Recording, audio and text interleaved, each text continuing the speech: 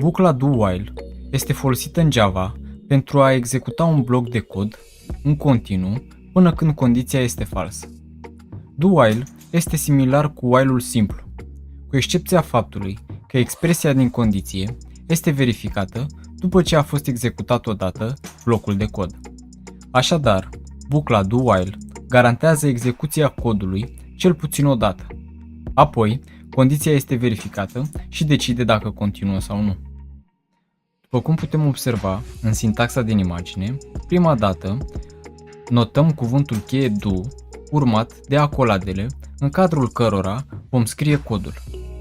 Apoi, cuvântul cheie while urmat de condiție, la finalul căreia vom pune punct și virgulă. Haideți să intrăm în IntelliJ să vedem exact cum funcționează cu ajutorul unui exemplu.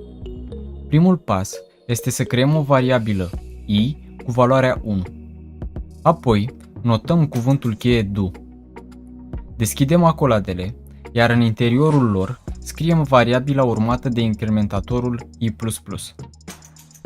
Imediat în afara acoladelor, scriem cuvântul cheie while urmat de condiția i mai mic sau egal decât 5 în interiorul parantezelor rotunde și rulăm aplicația. Dacă verificăm rezultatul din consolă, putem vedea o numărătoare de la 1 la 5, și anume 5 iterații. Cu ajutorul flowchart-ului din imagine, vă voi explica comportamentul instrucțiunii pe care am rulat-o. În primă fază, va fi executat codul pe care l-am scris între acoladele do, indiferent dacă condiția este sau nu adevărată. Apoi, va fi verificată condiția. Iar dacă condiția va fi adevărată, bucla va continua până când condiția va deveni falsă. Iar dacă condiția este falsă din prima, codul va fi executat o singură dată, apoi bucla va fi oprită și va fi rulat codul din afara instrucțiunii do-while.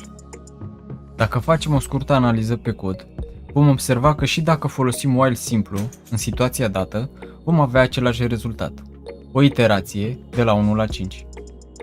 Pe baza aceluiași cod, vă voi explica diferențele dintre do-while și while simplu.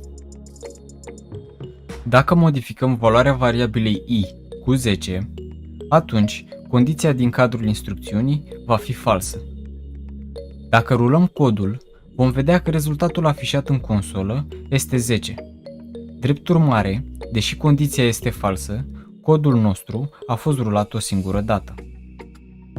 În schimb, avem o altă situație în cazul instrucțiunii while simplu.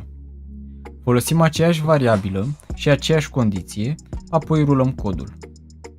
După cum observăm, codul nu a fost rulat nici măcar o singură dată, deoarece condiția este falsă, iar execuția a sărit din while fără a rula blocul de cod. Cu siguranță diferențele nu sunt mari între